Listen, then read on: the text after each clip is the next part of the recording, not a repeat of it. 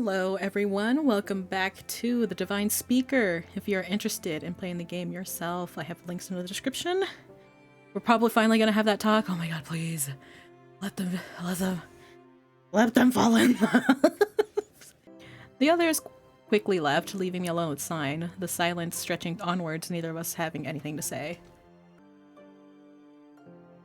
No, that's not right. I have plenty to say. I'm just too scared to say them. I'm sorry about not telling you the truth. It's not because I didn't trust you. Communication! No, you did the right thing. You shouldn't have trusted me. Okay, here we go. He trusts you, oh my god. Just forgot. It sounds like me, I just forget. And I'm like, maybe like 2 weeks later, oh shit, I forgot to tell him. Maybe you still shouldn't either. I'll sign. Why do you keep saying things like that?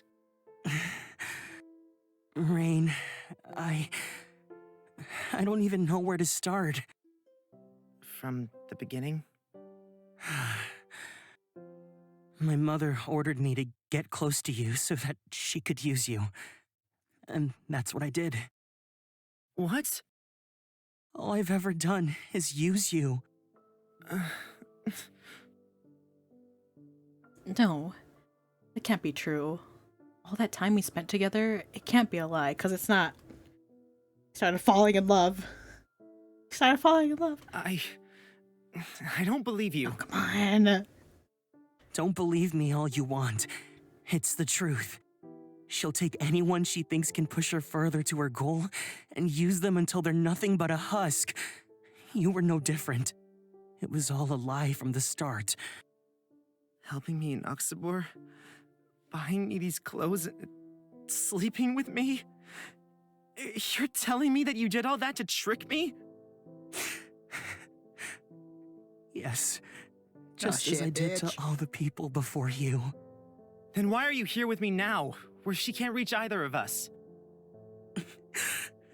Because I'm a coward. Damn, this voice acting's so good. I'm gonna get emotional because people are crying, okay? Let's go. You said she disowned you. I refuse to hand you over, but that doesn't change anything else that I did to you. Oh my god, it does though. There's talking involved and I'm feeling things. If it was all a lie, why not just hand me over to her? You could have done it easily. I would have followed you anywhere. I don't know. Cause you love him. Or at least have very strong feelings for him. Cyne. Come on, let's go. No! The others are waiting. Talk this through! You idiots! Please, don't run away from me anymore. Let's talk. I don't have anything else to talk to you about. You know the truth now. But... I'll just die on the floor. Come on, let's go. He placed his hand against the door and looked over his shoulder back at me. On his face was the saddest, most lonely smile I had ever seen. Everything I touch is destroyed, Rain. I don't want that to happen to you as well. And that's what makes this different, right? Because he cares. He cares, and he's like showing that he cares. Oh, come on! Oh, sorry if I'm if it's annoying that I'm just like this. But it's also just so frustrating, right? And then I was left alone. Ah, God, fuck. I wanted, it's fine. It's fine. We'll work it out sooner or later. I stared down at the palm of my hands, resting in my lap. The hands that ran over, what, where am I? The hands that had ran all over another's body, someone that meant the world to me. Someone that had lied to get close to me. Someone that had sacrificed something to keep me safe. God, he's gonna feel like so shitty about it now. Baby boy. Or is he gonna do something? I don't know. I don't know what to do. Oh, okay, I'm fine. I stood from a place on the edge of the bed, groaning a little at the pain that ached through my body. Standing in front of the door, I rested my hand against the spot that Cyne had touched just moments ago. before clearing my mind and leaving to rejoin the others. He understands, right? And he's just like, here's someone that used me, but also like literally like threw away everything that they know in order to help me. I'm gonna have feelings. Sylvia guided us through this quiet, sleep-filled village. No one stirred behind those closed doors. No one peeked out behind their shutters. By now, everyone must have been sound asleep. Cyne wouldn't look at me no matter how much I tried to get his attention. What did you do this time? Ah! What? Ah! B? Excuse? Mind your own business. Why do you have it out for me? Come on, people usually think I'm charming. I can tell exactly what kind of person you are. Oh? Please, go on. This I'm interested in.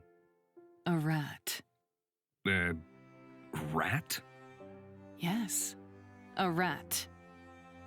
Care to explain? The kind of person that likes to cause trouble and inconvenience others. A rat. Oh, we. Okay, I'm trying not to say this word too much because now I realize I use it a lot. Don't worry, Ilron. You would make a very cute rat. Ah! Huh?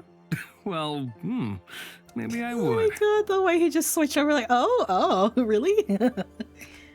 So it's okay if he's the one to say it? Yes. Hey, Cyne. So, what's Ah! this leader of yours like? Tall? Buff? Hot? Pain. Well, you're actually not too far off. Oh, baby. Do we even stand a chance of convincing him? He's kind-hearted, but don't think that makes him soft. He's tough, both mentally and physically. His answer will be no different than mine. I'm sure between them, they'll be able to convince him. You shouldn't give him false hope like that. I believe in them. Is that so bad? Sylvia offered no argument in turn, but she suddenly stopped in her tracks. Stay here. I'll let him know we have visitors. She disappeared into a small house. A murmuring of voices could be heard inside, but I couldn't tell what they were saying. When she reappeared, she took Morwen's arm. What are you doing? They complete their case by themselves. I need to talk to you. Oh.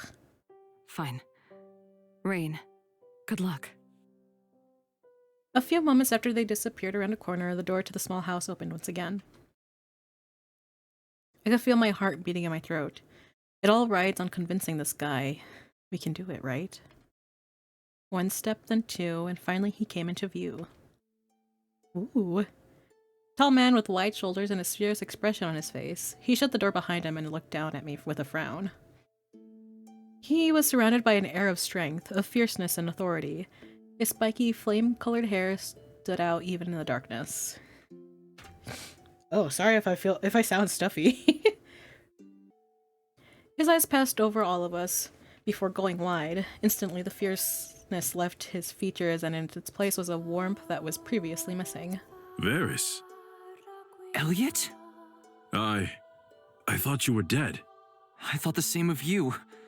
Dear friend, it's been far too long. Varys stepped forward, a look of complete happiness on his face. A rare look? Did I say a rare look? I'm sorry. He was usually so calm, so composed. If I'd known it was you, I would have hurried to greet you. What are you doing here? I'm afraid this isn't a social visit. We need your help, and the situation is looking dire. Firstly, let me introduce you to everyone. Meet Elliot the Brave, the god of war, and a dear friend of mine. We've known each other for as long as I can remember, but we lost track of one another around 100 years ago. Elliot? As in the Godslayer, Elliot? You're familiar with my legend, then? I am, but weren't you on Sid Kaem's side, fighting against the gods? Funny how life works out, isn't it? You've got an interesting party, Varys. Unless I'm seeing things, There's no hiding anything from you. This is Ilron, my lifelong companion. Your husband! This is Cyne, a young master from Sid Kaem. And then we have Caspian, Crown Prince of Aurelia Cavella. Hello there. Lastly, this is Rain and Emil. They're, well, Divine speakers. Ferris nodded in response, and his eyes narrowed. I know that at this point you must find it hard to trust them, but I wouldn't bring humans here if I didn't have faith in them. He sighed and conversation grinded to a halt. His eyes finally left Ferris and looked into my face. If you understand that, then you shouldn't have brought them here in the first place. Seeing as you went against your better judgment, though, I assume you're in some kind of trouble? I wish I could say we weren't. Rain? Oh. I'm sure you already know about the gods trapped in Aurelia Cavella. It's ever present in my mind. I came from Aurelia Cavella. It was my home for 18 years. I had to leave, and a lot has happened since then. But none of that is important right now. A god is broken free from Aurelia Cavella, and his power threatens all of Vitus. He's taken a body in Sidcaeum, and he intends to make everyone bow to his will. He calls himself the god of all gods. He's too powerful to be called a mere god or demon anymore. I've never met anyone with so much raw energy surrounding them. We couldn't possibly defeat him alone, you see. Varys, tell me you didn't come all this way to waste my time. He speaks the truth. He's a danger to not only humans, but all of us as well. It's not our battle to fight. We've long since given up on protecting humans. It is your battle to fight! He's a god, a former speaker, and someone who will not only eliminate any that stand in his way, but he'll keep the rest of the O-Gods trapped inside of Aurelia Cavella where they can't go against him! Do you think you'll fall under his radar? When he learns you're out here, he won't let you go on like this. If we can get rid of him, then the Aurelian gods will finally be let free.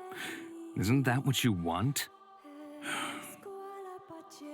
He sighed and his crossed arms tightened over his chest. Visibly, you could tell that he was thinking and thinking hard at that. Please, Elliot. We're begging for your support. Without it, we have no chance at winning. I want to help you. I do. But it's not so easy. The others won't be convinced with mere words. They've cut all ties to humanity, and a threat to a human city means nothing to them.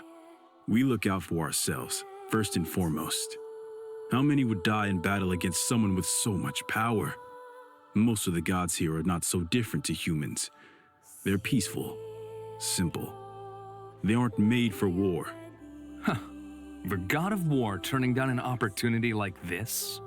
I'm not the god of war by choice. But you could make the choice to use it for the greater good. I don't believe in the greater good. Who's to say your good is greater than those in the village? There's really nothing we can say to convince you? You can stay here the night. That's the most I can offer. Elliot, Morwen, show them to where they can sleep. I'll be back tomorrow.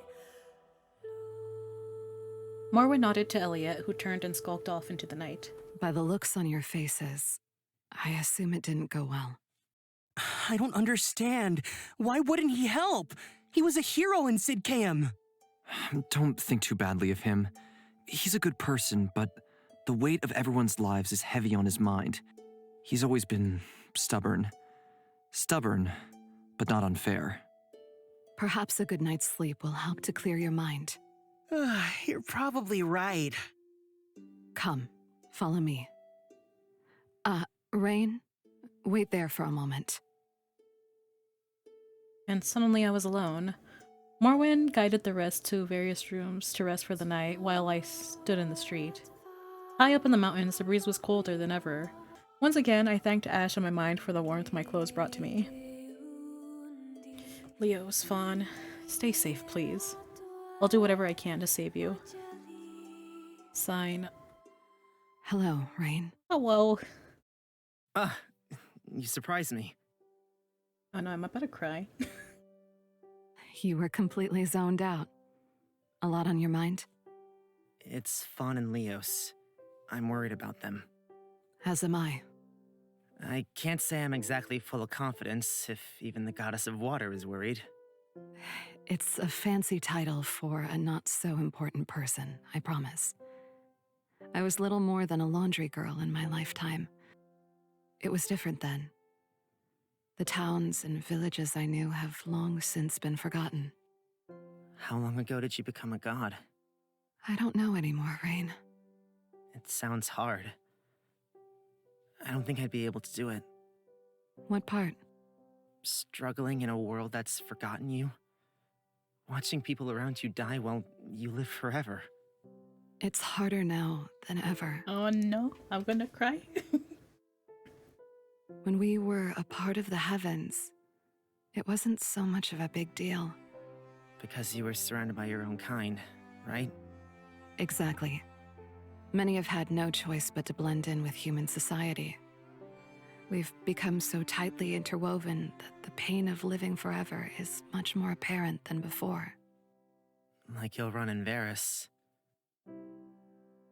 Morwen smiled at me sadly. It's been a long time since I've seen a case like that. They both mean the world to each other.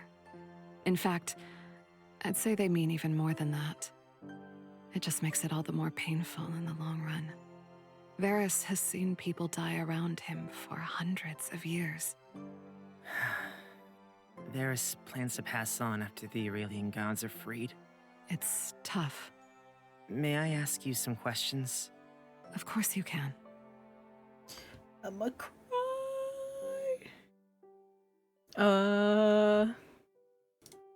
And I hate that I got very emotional. What were Emil and Caspian like before? Were Emil and Caspian much different when they were younger? Probably. They're so angry with each other right now. Emil and Caspian? Oh, completely different. Will you tell me about them? Well, Emil was much more reserved and quiet, but he also had quite a fiery temper. Most people would have called him shy, except for Caspian, who knew him well. He was a good kid, hardworking and kind. It was too much for him, though. I could tell he wanted to grow up as a normal child with a normal family. What about Caspian? He was like the sun, warm and bright, full of energy. He was confident beyond measure, and he had a strong sense of adventure. A natural-born leader. When he spoke, people listened. Emil admired that greatly. They're both so different. That's what time does to you. They had time to be bitter, so their emotions boiled inside of them, with nowhere to go. You think they'll be able to make up? I hope so. Both of them deserve it. But who knows? It's not an easy thing to forgive someone. What about you? Do you forgive Emil or Caspian? Oh, man, that's too soon. I think he still needs to process it. But if by the same time it's Rain, so he'd probably be like, yeah, I forgive them, probably. I think so. Yeah, look at him. Caspian... No, my father. Had he known I was alive, I'm sure he would have come back for me, right? Marwen nodded in response, listening closely. And Emil... He's a victim of circumstance himself. Sure, he could have ignored the voice that was screaming at him to have me killed, but...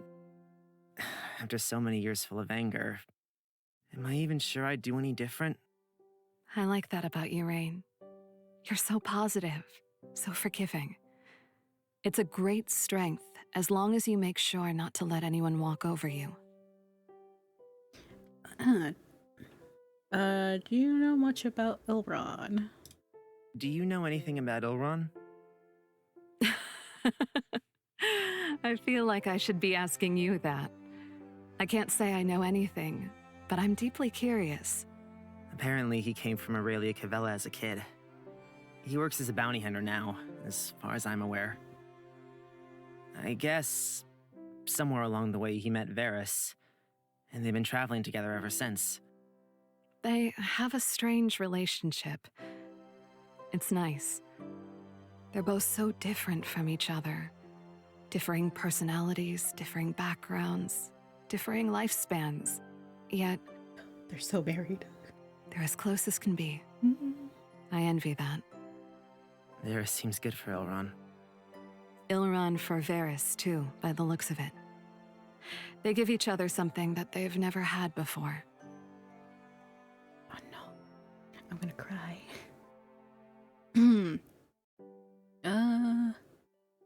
Tell me more about Lucius. Is there anything else you can tell me about Lucius?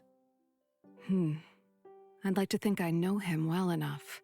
When he was speaker and Emil was just a babe, we talked on many occasions. He's the type of person that lives in the shadows and only acts once he's sure he can win. It was the same when he killed the royal family. He plotted it for years. His only regret was that Caspian got away. Why would Emil trust him so much if he was evil from the start? He drove the wedge between my father and him, right? Saying my father still sounded weird and unnatural. Lucius was his mentor and father figure. It was hard for Emil to imagine him doing wrong. When you're brought up like a speaker, it must be awfully lonely. How so? You don't know? No, we don't. I shook my head in response to her surprised tone. They're taken from their parents at birth, forbidden to know so much as their names. Why? It's tradition.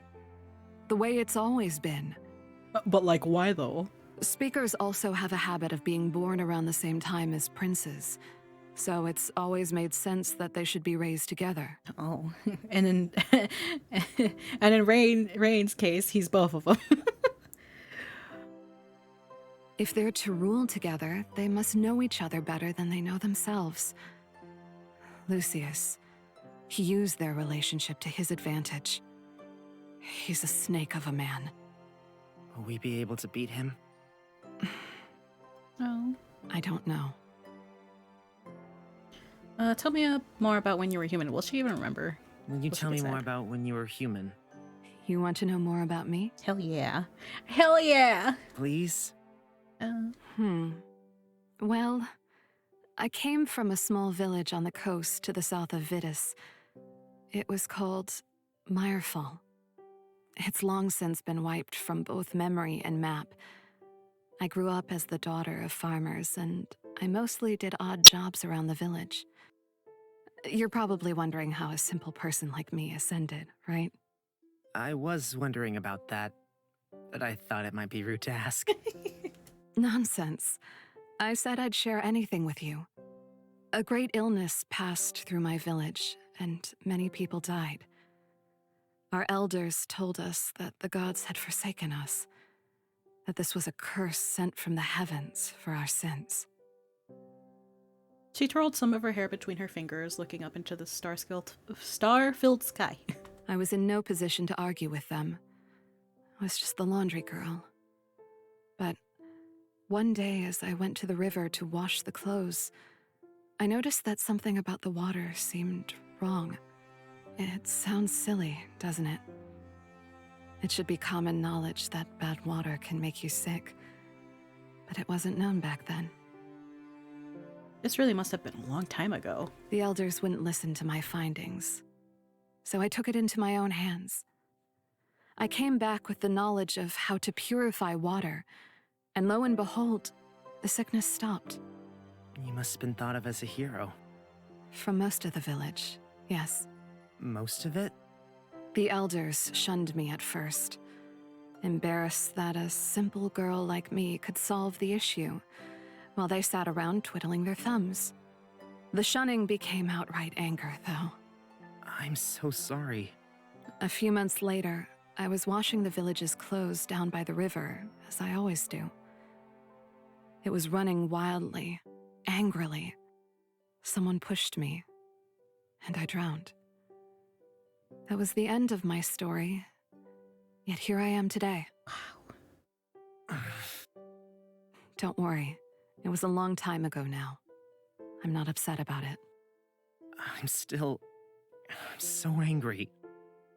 Thank you, Rain. Uh, That's enough from me, isn't it? There's something I'd ask of you instead. oh? What is it? It's about Cyne. Oh. Who? He does need to talk to someone about it. I feel like it'd help him a lot. Just the mention of Cyne made me tear up. I'm not ready for this conversation. Not with Mom, no. Maybe. He needs it, though. I feel like he needs it if they actually have, like, a proper talk. Excuse me while I wipe away my tears.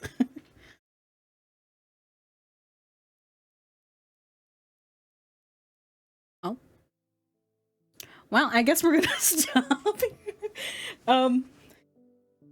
God. Now we can keep going. A young man laid on his back on a bed that wasn't his, in a place he didn't belong. Just like every other place he'd been in his life. He sighed, arms behind his head, as he closed his eyes gently. What am I doing here? I can't do anything to help Rain. I'll just hold him back. He probably won't even want to see me anymore. I lied to him. I used him. I got close to him just to betray him. I don't deserve to feel this way. I can't be upset. Not when I'm the one at fault. Ugh. With yet another sigh, Cyne sat up, stood up, and paced around the room. It was simple, much simpler than any other place he'd spent the night, and he'd spent the night in many places than most could count. Anything to be away from that house, from those people.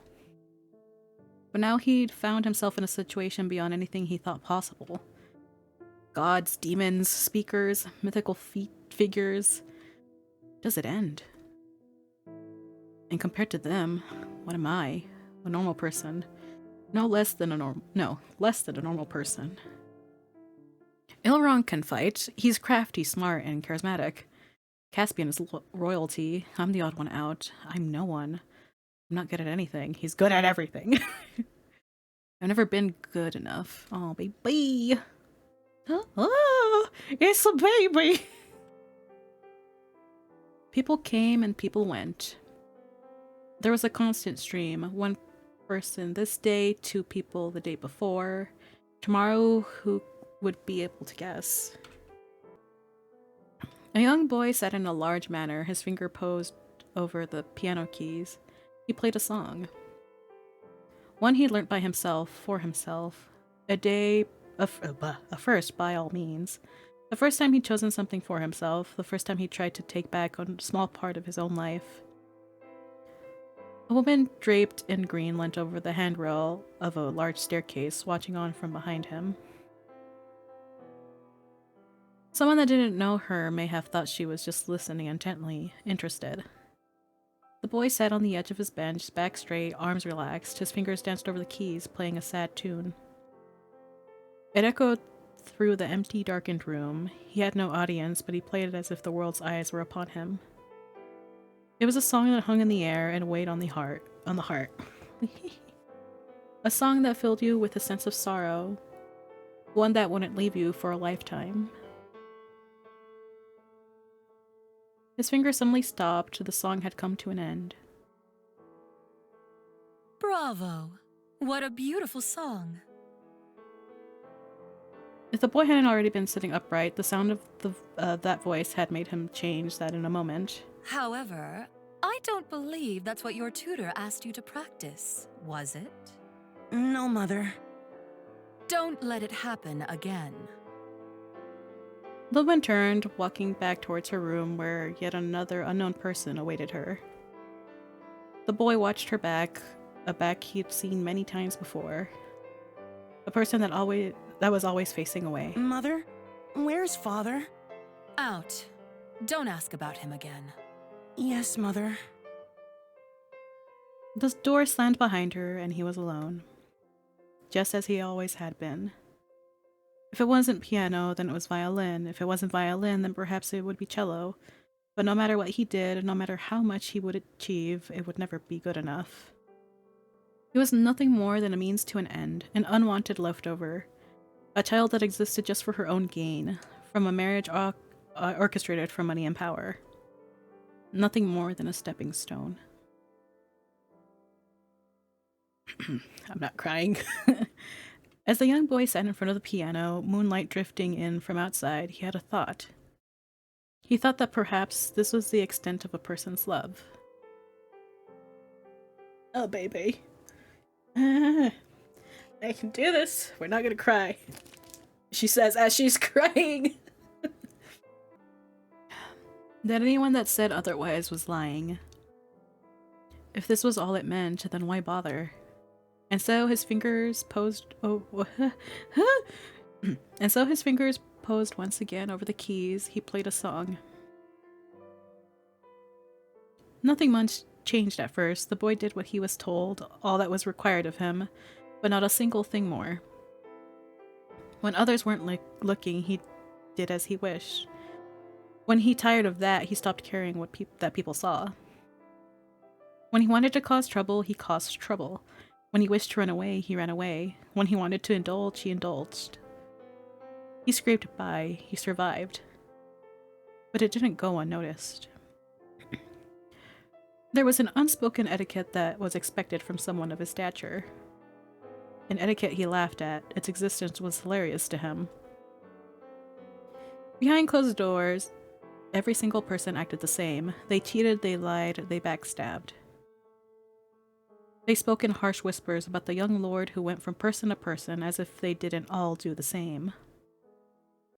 As long as you did it in secret, then it was fine, right? As long as it got you ahead, you could do anything, right? That's how it goes. Marry upwards, keep your toys on the side. Do as your mother tells you, alright? Marry a nice girl. You don't have to like her. You can have whoever else you want in secret. Ooh, troublemaker. Dirty. No! Nuisance! We're not doing this! Vulgar, tasteless, indecent, unrefined. I hate this shaking of the letters. No, shut up! Cyne. Shut up! Please, just shut up! Cyne cupped his face with his hands, desperate to forget. He could never fit in, so why try? He could never fit their mold, so why force himself? But if he didn't try, and he didn't force himself, what would be left? A knock sounded at the... yeah, okay. I think my brain is like, you did that upside down. I'm like, no, I'm doing it right. It's not the other way around. What are you doing? A knock sounded at the door, and Cyne's eyes shot towards the sudden jarring sound, ripping him out of his own head. Come in. Oh, sorry to barge in, but I heard yelling. Is everything okay? We're gonna stop here. There's ominous music. I need a break. Thank you for joining me. If you're interested in playing the game yourself, there are links in the description. I'm gonna go lay down and process what the fuck happened. It's a lot. It's a lot of emotions. I wasn't ready. If you haven't subscribed yet, subscribe so you don't miss the next video. And I'll see you next time. Bye-bye.